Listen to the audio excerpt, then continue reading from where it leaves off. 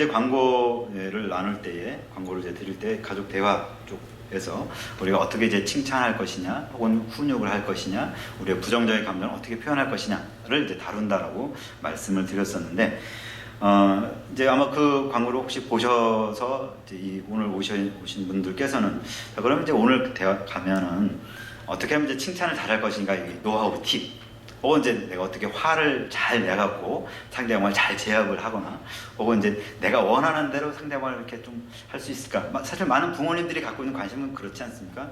내가 애들을 어떻게 잘 좀 다뤄갖고 내가 생각하는 그 바람직한 모습, 즉 애가 공부도 잘하고 교회도 잘나고 또 사회성도 밝고 자율적이고 뭐 학교 가서도 참 잘하고 이런 아주 좀 멋있는 우리 아들 딸이 됐으면 좋겠다 라는 게 많은 부모님들의 관심사이고, 그래서 이제 오늘 대화를 통해서 대화의 강의를 통해서 내가 그런 참 팁을 얻으면 참 좋겠다 라는 기대를 하셨을 수도 있을 것 같습니다. 저도 여러분이 그런 걸 받으셨으면 좋겠고요. 근데 이제 제가 하려고 하는 것은 그런 측면도 일부 있겠지만 그것보다는 우리가 정말 진실된 대화라고 하는 것이 잘 되는 것은 무엇인가 라는 관점에서 좀 말씀을 드리기를 원합니다. 제가 지난번 이제 강의할 때 썼던 비유 중에 하나가 촛불 비유가 있었는데요. 그러니까 우리가 이제 대화라고 하는 것은 촛불과 비유할 수 있다. 그러니까 촛불에는 이제 초대가 있고 초심이 있고 그 위에 이제 불꽃이 있고 이렇게 세 가지 요소로 나눠볼 수 있는데 우리의 대화도 그렇게 세 가지로 볼 수 있다. 무슨 말이냐면 촛대라고 하는 것은 우리가 대화할 때 나누는 이 팩트, 지금 제가 말씀드리는 이 강의 내용과 비슷한 겁니다.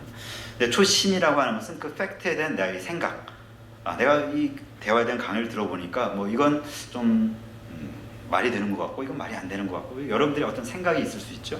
그 다음에 촛불이라고 하는 것은 그에 대한 내 느낌, 나는 이 강의를 들으니까 참 시원하고 좋았다 혹은 뭐 좀 답답했다.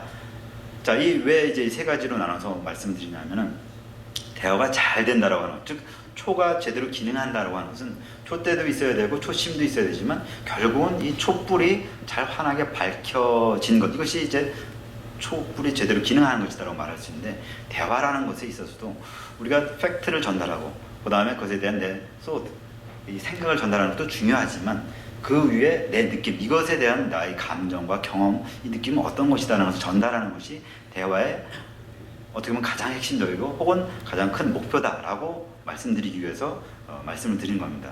그래서 우리가 자녀와 대화하고 뭐 부부 간에 대화를 하고 혹은 뭐 교회 내에서 성도들과 대화를 했을 때 팩트와 소트를 전달하는 것 아주 중요합니다. 그렇지만 그것에 더해서 그것에 대한 나의 감정은 어떻다라는 것이 충분히 전달되는 데까지 가는 것, 이것이 제가 오늘 강의하려고 하는 대화의 목적이고 그것을 하기 위해서 어떻게 할 것이냐라고 하는 겁니다.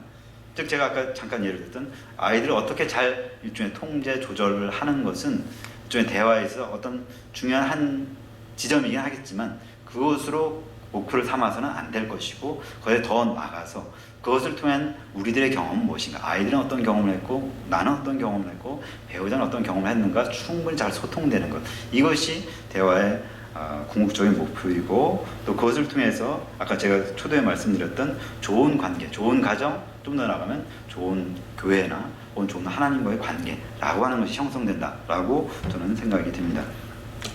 그래서 여기 두 번째 보시면 이제 대화의 태도에 대해서 말씀을 나누려고 제가 이제 네 가지를 했는데 아마 다 잘 알고 계신 것일 겁니다.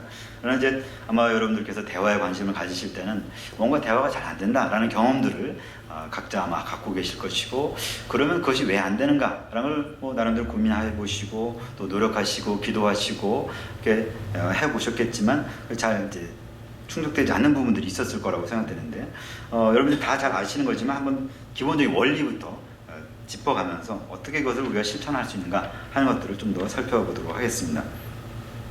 자, 두 번째 이제 대화의 태도에 보면 이제 경청, 공감적 이해, 무조건적 긍정적 존중, 진솔성, 이렇게 네 가지를 제가 드러놨는데 사실 이 내용은 이제 로저스라고 하는 그 상담 심리학에서 이제 큰 학자 중에 한 사람이 있는데요. 그분이 상담자는 이런 태도를 가지고서 상담하는 게 필요하다라는 것을 제가 그대로 이제 여기에 인용을 한 것입니다. 저는 이것이 우리의 기본적인 대화의 태도로서 아주 중요한 것이라고 생각되고 우리 일반적인 대화뿐만이 아니라 또 제가 생각할 때는 하나님께서 우리를 대하시는 태도에 대한 내용이다라고도 저는 생각을 합니다. 뭐 경청 잘 알고 계신 거겠죠. 지금 여러분들이 저를 참 잘 경청해 주시고 계셔서 감사합니다. 잘 듣는 것. 여러분들이 여러분들 배우잖아. 자녀들한테도 이렇게 잘 경청하시나요? 예, 그렇게 하실 거라고 믿습니다. 예. 자, 경청, 여러분들 지금 이제 제 말씀을 듣는 그 여러분들의 태도를 보시면 경청이 무엇인지 잘 아마 아실 겁니다. 일단 그 사람을 향해서 보고 있는 것이 중요하죠. 많은 어머니들께서 설거지 하시면서 야 들어, 아니 말해, 내가 귀 뚫렸으니까. 네. 뭐 아버지도 신문 보면서 그렇게 말할 수 있죠. 사실 우리는 귀가 뚫렸으니까 내가 그 사람을 보고 있지 않아도 우리는 듣고는 있을 수 있어요. 그렇지만 여기서 말하는 경청은 내가 그렇게 말소리를 듣고 있다, 그런 메시지만 전달되는 것이 아니라 그것으로 끝날 것이 아니라 내가 잘 듣고 있다는 그 태도, 이런 것을 상대방한테 전달해야 된다는 것입니다. 내가 잘 듣고 있다는 것으로 끝나는 게 아니고 상대방도 아, 저분이 내 말을 잘 듣고 있구나 라고 하는 느낌을 가질 수 있도록 저 사람한테 전달되는 메시지를 내가 줘야 된다는 겁니다. 그래서 경청이라고 하는 것은 일단 그 사람을 대하는 내 자세, 그다음에 얼굴 표정, 그리고 많은 경우에 이제 고개를 끄덕이거나 아하 그렇구나 라는 그 추임새나 그런 태도를 보여주는 것, 이런 것이 경청이 아주 중요한 것이라고 할 수 있습니다. 또한 경청에서 중요한 것은 상대방의 이야기를 중간에 끊고 들어가지 않기, 그리고 들으면서 뒤에 이제 같이 연관이 되겠습니다만 상대방이 뭘 얘기하는가를 일단 이해하려고 하는 노력을 같이 하는 겁니다. 많은 경우 우리는 상대방의 얘기를 들으면서 아, 저 얘기는 이게 좀 잘못된 것 같아, 저 사람 얘기 끝나면 요 얘기 해줘야지 라는 방식의 생각을 머리에 막 준비하면서 듣고 있어요. 그러다 보니까 이 사람 거를 정말 충분히 듣기보다는 내 생각 정리해서 이제 그 다음에 내가 쏠 그 탄환을 막 준비하고 있는 거야. 특히 싸울 때는 더 그렇죠. 상대방이 무슨 얘기를 하는가를 저 사람의 입장에 대해서 이해하려고 하는 것보다는 내 입장을 변호하려고, 방어하려고 하는 태도를 갖기가 쉽습니다. 그러다 보니까 서로 참 충분한 대화가 되기 어려운 경우가 많죠. 그래서 이제 상담이라고 하는, 제가 이제 일하거나 공부하고 있는 이 직업에 대해서 많은 분들이, 어떤 분들은 참 뭐 가만히 앉아 들으면 되니까 되게 쉽겠다 생각하시는 분도 계시고, 야 그것도 가만히 앉아 들으려니 얼마나 힘드냐 라고 하시는 분도 계시고, 이렇게 상반된 입장을 말씀하시는데 두 개 다 맞습니다. 참 쉽기도 하고 참 어렵기도 합니다. 저도 입이 근질근질 해갖고 뭔가, 혹은 뭐 특히 이제 청소년들 상담하다 보면 저도 어른이다 보니까 어른의 관점에서 뭐 이렇게 좀 훈계나 이렇게 하고 싶은 생각이 들 때가 많죠. 그렇지만 이 경청이라고 하는 것은 그런 것이 아니라 일단은 상대방이 무슨 얘기를 하는 걸 일단 다 충분히 말하게끔 허용해주는, 그게 내 태도뿐만이 아니라 실제로 이렇게 끼어들지 않고 또 내 거를 이야기하려고 하지 않는 그런 태도가 이 경청에 다 들어가는 것이다 라고 볼 수가 있습니다. 자, 그것과 관련돼서 두 번째, 공감적 이해라고 하는 것이 들어가게 되는데요.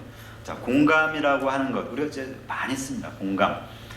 근데 이제 공감이라는 것과 이제 유사하면서도 약간씩 다른 용어들이 있는데요.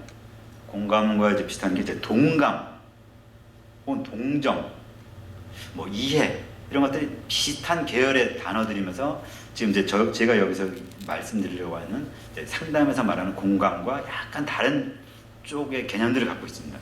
일단 여기는 이제 공감이 뭐냐, 여기서 말하려고 하는 게 뭐냐라는 것부터 먼저 말씀드리겠습니다. 여기서 말하는 공감이라고 하는 것은 상대방의 관점에서 비유를 한다면 상대방이 안경을 쓰고 상대방이 세상을 보는 방식대로 세상을 보려고 하는 것, 이걸 여기서 말하는 공감이라고 합니다. 즉 그 사람의 입장이 된다라고 하는 겁니다. 그러니까 그 사람이 참 불쌍하다, 그 사람의 입장에 내가 동의한다, 이런 측면이 아니고, 저 사람이 이 세상 참 못살 나쁜 세상이야 라고 한다면 저 사람이 왜 저렇게 생각하고 있을까, 저 사람 입장이 돼서 저 사람 입장에서 생각해보면 정말 이 세상은 참 나쁜 곳이구나 라고 그렇게 생각하려고 하는 노력, 이것이 이제 여기서 말하는 공감이라고 하는 것입니다. 그렇게 하려면 아까 말씀드린 경청이라는 것이 충분히 되어야 이게 공감이라는 것이 될 수가 있습니다. 근데 이 공감이라는 것이 왜 중요하냐라고 할 때는, 아까 좀 전에 말씀드렸죠. 우리는 대화를 하면서 항상 내 입장에서 상대방의 이야기를 듣는 경우들이 많이 있습니다. 그러다 보니까 말하는 사람 입장에서 본다면 내 입장이 충분히 이해된다는 느낌을 갖기가 참 어렵습니다. 상대방이 그냥 상대방의 입장 그 틀을 가지고 나를 이해하려고 하고, 그래서 내가 일종의 그쪽에 끌려가게끔, 혹은 그분은, 그러니까 내 말을 듣는 사람이 그 듣는 사람 입장에서 자기를 끌어오려고 하는구나 이런 느낌을 갖는 경우들이 많이 있어요. 특히 이제 청소년들이 어른들과 그러니까 교사나 부모님이나 뭐 목사님이나 이런 분들과 잘 대화하지 않으려고 하는 이유 중에 하나가 이 어른들은 자기 틀이 딱 있거든요. 이게 바람직한 삶이야. 그러니까 너는 지금 네가 방황하고 뭐 그렇게 하더라도 결국은 일로 오는 것이 맞아 라는 관점을 갖고 있다고 애들은 생각하고 있거든요. 그러다 보니까 자기가 충분히 이해된다고 경험하지 못해서 그 대화를 잘 거부하는 경우들이 있는데 이 공감적 이해가 중요한 이유는 그런 측면에서 우리들이 누구에게 이야기든 그 이야기를 듣는 사람이 내 입장을 충분히 이해하려고 하는구나 하는 것들을 전달하기 위해서 필요합니다. 그리고 또한 이것이 중요한 이유는 특히 상담에서는 이렇게 허용을 해줄 때, 즉 자기 이야기를 충분히 할 수 있도록 허용해주고 내가 너를 이해한다라고 말해줄 수 있을 때 그 상대방이, 즉 말하는 사람이 자기의 이야기를 충분히 할 수 있을 뿐만 아니라 자기 속에 무엇이 일어나고 있는지를 잘 알 수 있게끔, 즉 자기를 더 탐색해 들어갈 수 있다라고 봅니다. 상담은 이제 그것을 참 중요하게 생각하는데요. 제가 이제 아까 이것이 이제 하나님 우리를 대하시는 태도라고 제가 믿는다 이런 말씀을 드렸습니다. 하나님께서 우리를 대하시는 태도가 또는 이 공감과 수용, 진솔성 이런 태도라고 생각이 드는데 하나님께서 예수님을 통해서 예수님께서 우리에게 오셨고 우리의 삶을 경험하시고 십자가에 못 박히시고 이런 여러 가지 과정들은 바로 인간, 우리의 모습이 무엇인가를 본인 스스로 체휼하시는 그런 과정이었다고 생각되고 우리가 하나님께 기도할 때에도 우리의 경험들을 모두 다 쏟아놓을 수 있게 허용하시는 것, 내가 화나는 것 혹은 뭐 누구한테 뭐 원수지고 싶은, 정말 상대방을 저주하고 싶은, 사실 그 다윗의 여러 시편들을 보면 그런 저주의 내용들이 얼마나 많이 있습니까? 그런 것조차도 하나님께 다 고백할 수 있도록, 즉 우리의 그런 심정들을 다 이해하시는 그런 하나님의 입장, 이것이 이제 공감적 이해다라고 생각이 됩니다. 제가 지난번 이제 그 강의에서 예를 들을 때에 엄마 배고파 라고 하는 것을 통해서 그 공감의 5수준 이야기를 말씀을 드렸었는데 아마 이제 못 들으신 분도 계시기 때문에 잠깐 말씀을 드리겠습니다. 그러니까 공감 훈련을 할 때에 이제 상담적 훈련할 때 공감 5수준이라고 하는 것을 1, 2, 3, 4, 5단계 이렇게 나눠서 좀 언어 훈련을 시키기도 합니다. 1단계 수준은 이제 공감이 전혀 안 되는 수준인데 이제 제가 그때 예를 들을 때 이런 얘기를 했습니다. 엄마 배고파라고 해서 애가 밖에서 놀다가 집으로 뛰어 들어왔어요. 그럴 때 엄마가 하는 반응이 야, 너 숙제했냐? 너 방 청소하라는데 왜 안 했어? 자, 엄마 배고파라고 하는 그 메시지가 분명히 왔는데도 그것을 알아차리지 못한 것처럼 너 뭐 했어야지 뭐 이런 식으로 가는 거. 이게 이제 공감 1단계, 전혀 공감이 아닌 단계죠. 자, 2단계는 무슨 말인지는 알아. 근데 그것을 거부하는 방식으로 표현하는 거예요. 엄마 배고파 라고 했을 때 넌 네 속에 그지 새끼가 들었냐고 이렇게 밥만 먹으려고 그래? 막 이런 방식으로 자, 배고프다는 메시지는 내가 들었어. 근데 그것을 거부하는 방식으로 너 계모가 그렇게 하네. 너 그렇게 맨날 먹어갖고 그 살찌는 걸 어떻게 하려고 뭐 이런 방식으로 메시지에 대한 거부 반응 방식으로 하는 거, 이것이 이제 공감 2단계라고 말합니다. 물론 이제 그거 말고 다른 것이 있지만 그냥 쉽게 이해를 하기 위해서 제가 이렇게 말씀드린대요. 그다음에 이제 공감 3단계는 그 상대방이 준 메시지를 그냥 그대로 한번 되돌려주는 것. 우리 아들이 배고프구나 라고, 네가 배고프다고, 그러니까 상대방이 그냥 메시지 전달한 것을 그대로 내가 그 수준에서 이해를 하는 거, 그걸 전달하는 거, 이게 이제 공감 3수준이라고 얘기를 합니다. 이걸 이제 기본 공감 단계라고 이야기를 합니다. 그 다음에 4수준은 그 그 표현된 것 이면에는 정서 상태를 읽어주는 것. 우리 아들이 배고파서 참 힘들구나, 짜증이 나는구나, 뭐 이게 참 기쁘구나. 우리가 어떤 말을 했을 때 그 속에는 어떤 감정이라는 것이 분명히 있을 거거든요. 그 감정을 이해하고 그것을 밝혀주는 것, 이것을 4수준이라고 얘기를 하고요. 5수준이라고 하는 것은 그런 그 사람의 행동을 통해서 이 사람이 이루려고 하는, 이쪽 표현으로 하면 자아 실현의 모습이 과연 무엇인가. 그러니까 이 아이는 이 배고프다는 표현을 통해서 혹은 배고픈 걸 충족시켜서 뭘 하려고 할까? 근데 이것은 사실 좀 어려운 단계입니다. 왜냐하면 이것을 하려면 우리의 모든 인간의 행동들 속에는 기본적으로 이 자아 실현 경향, 이쪽의 표현으로 한다면 자기를 잘 발전시키려고 하는 그런 노력, 그런 경향성이 있다는 이쪽의 이 이론의 전제를 받아들여야 가능한 겁니다. 무슨 말씀이냐면 우리가 이제 선한 일, 좋은 일을 할 때는 그 속에 이 사람의 건강한 좋은 동기가 있겠구나 이렇게 생각할 수 있죠. 그렇지만 좀 부정적인 행동들, 예를 들어 이렇게 폭력 행동을 한다든가 도둑질을 한다든지 뭐 음란을 한다든지 뭐 마약에 취한다든지 이런 게 일종의 나쁜 행동들을 하는 사람들을 보면 저 속에는 왜 사람이 저렇게 할까? 저는 왜 이렇게 악한 동기를 가지고 있을까? 뭐 이런 식으로 그 사람 속에 나쁜 것들이 있을 것이다. 이렇게 전제를 합니다. 혹은 그렇게 이제 추정을 합니다. 그것도 일단 맞는 것이지만 이제 이쪽 입장에서는 그것을 좀 더 이렇게 아래로 내려가서 그럼 정말 심층적인 깊은 데를 가보면 그 사람 속에 선한 동기가 있다라고 얘기를 합니다. 그럼 왜 나쁜 행동을 하냐? 그 선한 동기가 제대로 잘 충족되지 못하는 그런 환경 속에서 그런 걸 계속 경험해서 살아왔기 때문에 그 사람이 결국 지금 일종의 마약을 하면서 혹은 폭력 행동을 하면서 그 선한 동기, 즉 자기가 사랑받고 싶고 인정받고 싶고 혹은 자기도 뭔가 가치 있는 존재라는 것을 경험하고 싶고 이런 것들을 일종의 선한 동기를 지금 나쁜 행동을 통해서 일종의 잘못된 방식으로 충족하고 있다라고 보는 겁니다. 그래서 그 사람의 지금 어떤 행동을 취하고 있을 때 그 사람 속에 깊이 있는 그 자아실현 경험이 무엇인가라는 것을 우리가 알아차리고 그것을 그 사람한테 되돌려줄 때 네가 참 이러이러한 동기가 있어서 이런 행동을 하는구나 라고 하는 것을 알려주게 되면 그 사람이 처음에는 자기도 왜 그렇게 하는지 몰랐었는데 그 상대방이 알려준 그 자아실현 동기가 내 속에 있다는 걸 깨닫게 되면 그것을 통해서 자기가 정말 진심으로 어떻게 해야 될 것인가를 알고 이렇게 변화될 수 있다. 이것이 이제 이쪽의 이론이라고 말할 수 있습니다. 즉 아까 이제 배고픈 아이가 엄마 배고파 라고 뛰어 들어왔을 때 네가 참 배고파서 참 힘들구나. 네가 빨리 이제 밥 먹고 열심히 공부하고 싶고 혹은 뭐 이제 안 그럴 수도 물론 그 사람 걔는 아직 그런 마음이 없는데도 혹은 네가 참 이게 튼튼하게 잘 자라고 싶구나 뭐 이런 방식으로 말할 수 있다는 거예요. 제가 지금 이렇게 얘기할 때 참 어색해 보이죠. 이상해 보이고 그리고 아이가 그런 말을 만약 듣는다면 엄마를 참 이상하게 보지 않겠어요? 난 공부할 생각도 없는데 그렇기 때문에 제가 지난번에도 공검 4수준, 5수준은 함부로 쓰면 오히려 역효과가 날 수 있는 거예요. 이렇게 말씀드렸습니다. 일단 기본 3수준만 해도 아주 좋은 대화일 수 있어요.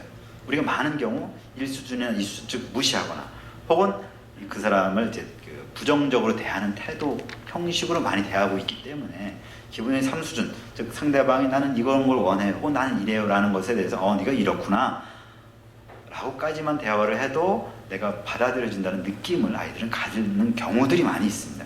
근데 우리는 많은 경우 그렇게까지도 못하는 경우들이 많다는 것이죠. 이 공감적 이해라고 하는 것이 그런 방식으로 상대방이 충분히 상대방이 이해한 것, 상대방이 말하는 것을 충분히 들으려고 하고 그 사람이 왜 그렇게 이야기하는가를 좀 더 가보려고 하는, 좀 더 그 속으로 들어가 보려고 하는 자세를 갖는 것이 필요합니다. 구체적으로 공감적 이해를 하는 방법의 하나는 저희가 이제 집단 상담회나 상담회 훈련할 때 꼭 쓰는 방법인데요.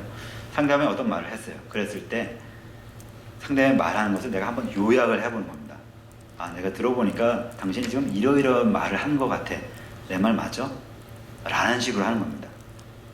그러면 상대방은 내가 지금 이야기하는 걸 상대방이 이렇게 듣고 있었구나. 그리고 그 사람이 이렇게 일종의 요약을 해줬는데 내가 말하려고 하는 것은 참 맞아. 혹은 아닌데 좀 용어를 저 사람이 놓친 것 같아 하면서 자기 얘기를 좀 더 하겠죠. 그런 방식으로 상대방의 얘기를 들었을 때 한번 요약 반응을 내가 하는 것. 이것이 공감 반응의 가장 기본적인 단계라고 할 수 있습니다. 근데 아까 말씀드렸듯이 우리는 많은 경우에 상대방 얘기를 들으면서 내가 요 얘기 해줘야지 라는 것에 익숙해져 있고 그래서 상대방을 딱 끝내면 내 얘기를 떠라라라 해버리니까 상대방 입장에서는 말한 사람 입장에서는 저 사람이 내 얘기 충분히 들었나? 라는 생각을 하기가 쉽다라고 하는 거예요. 그래서 만약 여러분들께서 집에 가셔서 내가 공감을 해봐야 되겠다 라고 한다면 일단 한 박자 쉬고 그렇죠? 한 박자 내가 말하고자 하는 거 한 박자 쉬고 상대방이 얘기를 한번 요약을 해보는 거예요. 내가 들어보니까 네가 이런 얘기를 했어. 맞니? 라는 식으로 그 다음에 그것에 대해서 내 생각은 이런 게 있단다 라고 하면서 그 다음에 이제 내 얘기를 하는 것이죠. 그것이 이제 공감의 하나의 이제 팁이라고 할 수 있습니다. 자, 세 번째, 무조건적 긍정적 존중. 자, 이것은 좀 더 어렵습니다. 자, 공감적 이해가 되려면 근데 사실 공감적 이해가 되려면 이 세 번째, 무조건적 긍정적 존중의 태도가 있어야 이게 될 가능성이 높습니다. 자, 이게 무슨 말이냐? 여기 이제 세 가지가 있습니다. 무조건적, 두 번째 긍정적, 세 번째 존중이라는 게 있습니다. 자, 무조건이라고 하는 것은 말 그대로 조건 없이라고 하는 것인데, 이게 왜 이제 여기 앞에 나오냐면, 우리는 많은 경우 조건을 달아서 상대방을 대하기 때문에 그렇습니다. 아까 제가 우리 아이들에 대해서 부모의 관심 말씀드렸어요. 공부 잘하고, 말 잘 듣고, 교회도 잘 다니고, 적응도 잘하고, 뭐 등등등등등. 그래서 우리는 그런 조건을 잘 만족시킬 때 아이들에 대해서 칭찬하죠. 참 잘했어. 아유 이뻐. 어쩌고 저쩌고. 근데 이제 그것이 좀 만족스럽지 않을 때, 그것을 기대에 맞추지 않으면 좀 부정적인 태도를 우리가 보이죠. 혹은 뭐 혼내기도 하고, 이제 아이들을 거부하기도 하고, 뭐 그 이제 심해지면 뭐 구타도 있고, 쫓아내기도 하고, 뭐 등등 아주 이제 학대 수준의 여러 가지 것들도 있습니다. 왜 그것이 일어나냐? 조건을 우리가 달고 있기 때문에 그렇습니다. 뭐 우리가 사람들을 만날 때 많은 경우 그렇죠. 그러니까 신앙이 좋고 잘생기고 뭐 능력 있고 뭐 이런 사람들을, 그런 조건에 맞는 사람을 우리가 배우자로 선택하려고 많은 청년들이나 뭐 그렇게 하지요. 조건이라는 게 뭐 우리 삶에서 없을 수는 없습니다. 그것이 꼭 나쁘다고 말할 수는 없지만, 그러나 이제 지금 이 관점에서 특히 이제 사람을 대할 때 있어 조건을 갖고 사람을 대하는 것은 그만큼 그 상대방을 피곤하게 하는 것이고, 또한 상대방으로 하여금 그냥 있는 그대로가 수용되지 못한다는 느낌을 갖게 합니다. 자, 근데 하나님께서 우리를 대하는 방식, 뭐 물론 어떤 죄의 관점에서 우리를 판단하시고 심판하신다는 관점에서 본다면 하나님도 조건 가지고 우리를 대하는 거 아니냐 이렇게 볼 수 있겠지만, 그러나 우리가 이제 또 다른 관점 혹은 전체적인 관점에서 본다면 하나님께서 인간의 죄악됨 혹은 원수됨에도 불구하고 우리를 받아들이시고, 혹은 우리를 속량하기 위해서 스스로를 희생하시고, 이런 그 전체적인 관점에서 볼 때 하나님께서는 우리를 좀 무조건적으로 받아들여 주고 계신다. 우리는 이렇게 하나님을 이해할 수 있을 것 같습니다. 우리 이제 일반 소설 중에 이 무조건적 긍정적 존중을 예로 말할 수 있는 것 중에 하나가 이제 장발장입니다. 장발장 그 소설 맨 첫 부분 보면 장발장이 이제 그 감옥에서 나와서 헤매고 있다가 아무데도 받아주지 않는데 이제 어떤 신부님이 이제 받아들여 주시죠. 거기서 하룻밤 잘 먹고 잘 잤는데 아침에 갈 때 은쫓대 갖고 도망쳐요. 경찰이 잡아갖고 신부님께 데려왔을 때 신부님이 내가 2개 줬는데 왜 하나만 갖고 왔어? 그러면서 하나를 더 주죠. 그래서 이제 풀려났는데 이제 거기서 이제 장발장이 이제 회심의 계기를 갖게 돼요. 자기가 이렇게 대접받은 것, 즉 그 신부님이 이 장발장을 대해줬던 것, 아무도 받아들여주지 않는 그 추운 겨울날 일단 받아줘서 먹이고 재우고, 그 다음날 훔쳐가고 갔어요. 경찰이 잡아왔어. 당연히 신부님이 너 나쁜 놈이야, 배은망덕한 놈이야, 그렇게 해도 아무도 신부님을 사실 비난할 수 없습니다. 근데 신부님은 그렇지 않았죠. 다른 방식으로 대했고, 거기서 장발장이 느껴 내가 이렇게 죄인되고 잘못됐고 사실 아무한테도 받아들일 수 있는 조건이 아님에도 불구하고 내가 받아들여지는 그 경험, 이것이 이제 여기서 말하려고 하는 무조건적 긍정적 존중의 한 부분이다 라고 한 예이다, 이렇게 말할 수 있을 것 같습니다. 사실 우리가 이제 삶을 살면서 우리 나름대로의 기준을 갖고 있고, 그래서 우리 주변에 있는 가족들에 대해서도 배우자나 자녀나 혹은 교회에 있는 사람들에 대해서 그런 조건을 갖고 대하기가 쉽습니다.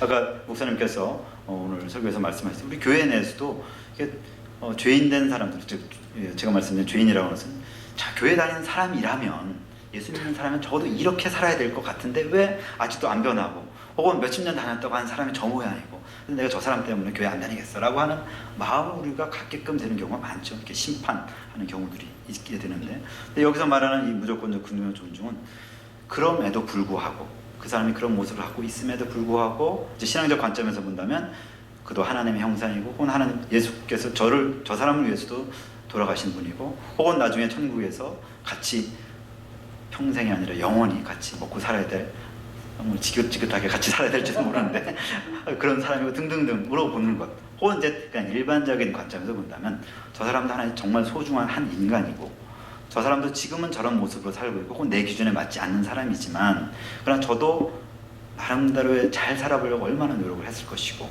저가 지금 저런 모습이 되는 것에는 그 나름대로의 고통과 아픔과 어떤 좌절과 이런 것들 저 사람의 삶 속에 있지 않았겠는가 라고 하는 것들을 보아주는 것, 즉 장발장에서 그 신부님이 장발장을 볼 때에 아마 그렇게 보았기 때문에 그것을 허용해 주지 않았을까, 이렇게 생각할 수 있을 것 같습니다.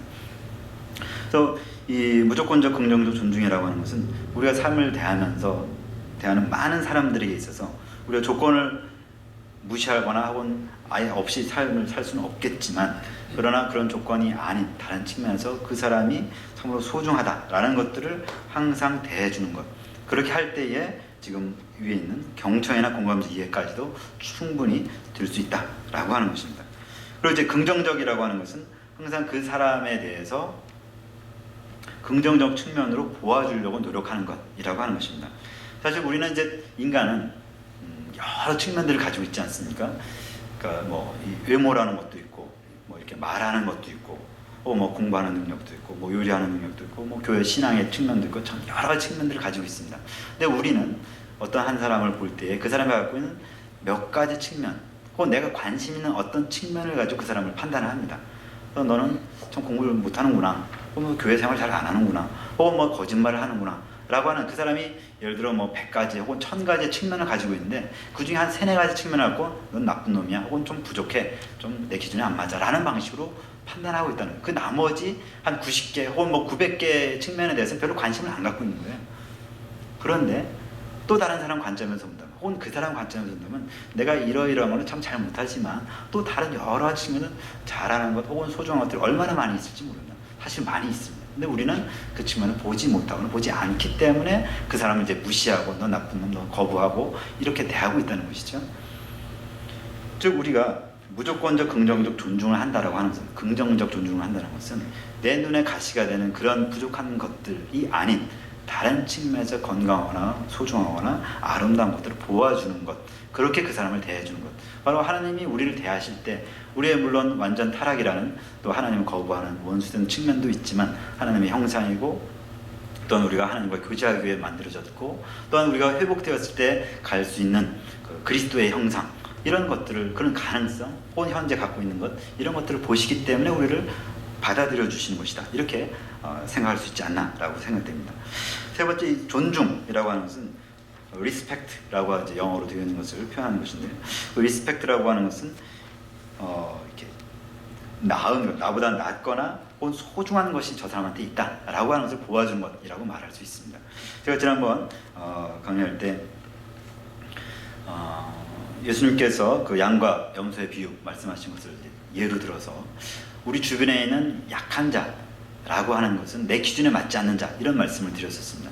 그러니까 뭐 성경상으로 표현을 본다면 이제 헐벗고 굶주린 자, 혹은 뭐 이제 부족한 자들을 어떻게 대했느냐를 갖고 양과 염소 판단하는 기준으로 삼으시는 걸로 되어 있는데, 저는 그걸 이제 이런 쪽으로, 이쪽으로 적용을 한다면은 내 기준에 맞지 않는 자라고 하는 것을 가지고 그런 사람들한테 내가 어떻게 대했는가.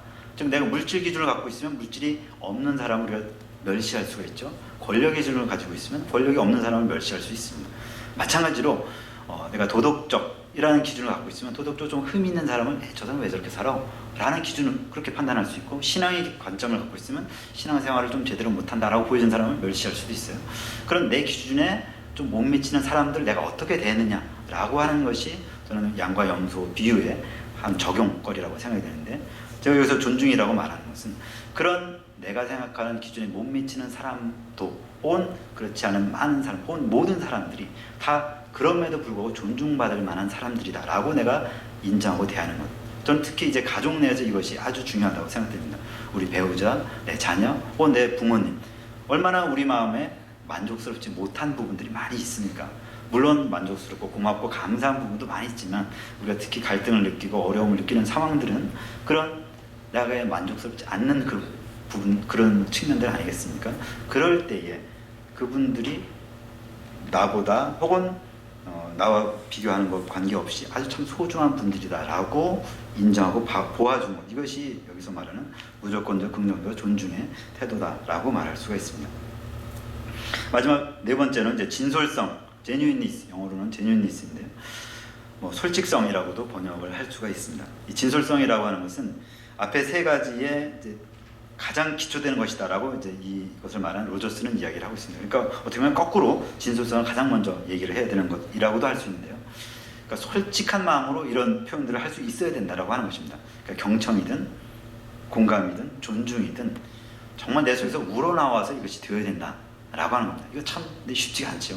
내가 얼굴 표정은 좀 웃는 표정을 지을 수는 있지만 마음속에서는 웃지 못할 상황들이 있고, 겉으로는 존중하는 태도를 가질 수 있어도 속에서는 에이 아닌데 라는 게 내 마음속에 이렇게 있는 경우가 있을 수가 있습니다. 뭐 여러분들이 지금 집중해서 듣고 있는 것 같지만 이제 시간이 많이 지나서 이제 뭐 졸립기도 하고 뭐 그럴 수 있죠. 이게 우리의 마음이라는 게 꼭 이렇게 참 진실되게 항상 바깥으로 나오지 않을 수 있습니다. 뭐 당연한 인간이니까. 근데 이제 로저스가 말하는 것은 우리가 그런 진솔한 마음이 전달된다.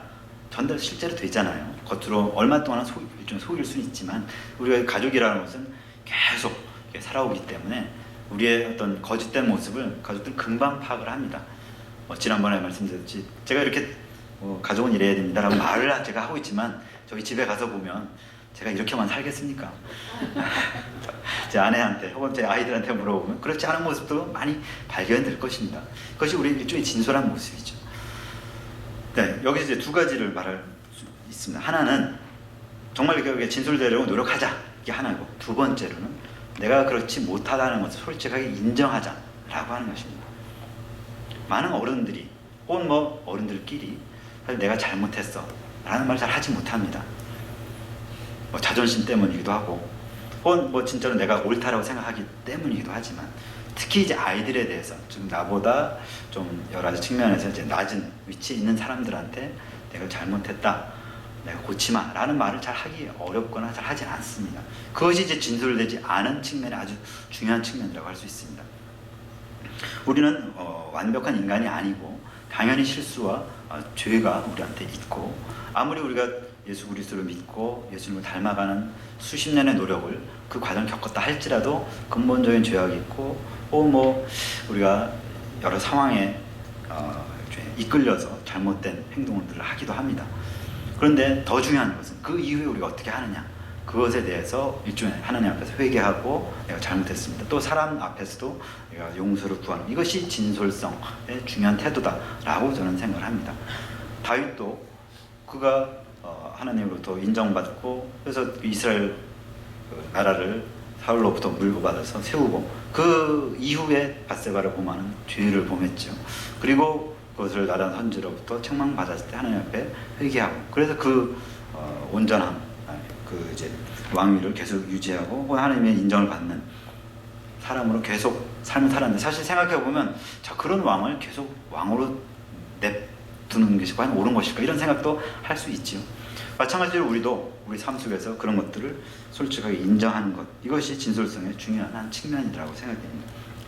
제가 말씀드렸듯이 어렵습니다. 이것은. 그래서 제가 이제 상담자 훈련을 우리 학생들을 시킬 때 저 스스로도 그렇고 이것은 마치 돌을 닦아 나가는 과정과 비슷하다. 그러니까 뭐 돌을 닦는 것은 좀 기독교적 개념은 아닙니다만 어쨌든 우리를 계속 수련해 나가야지 가능한 것이고 결국 그것은 계속적인 노력, 즉 나를 수련하는 과정인 것이다. 제가 오늘 이제 대화라는 것을 주제로 하고 있습니다만 대화는 어떻게 보면 상대방에게 어떻게 메시지를 전달할까라고 하는 것이지만 그것의 기본은 결국은 내 자신이 어떻게 변화되어 나갈 것이냐 쪽으로 들어올 수밖에 없다라고 하는 것입니다. 예,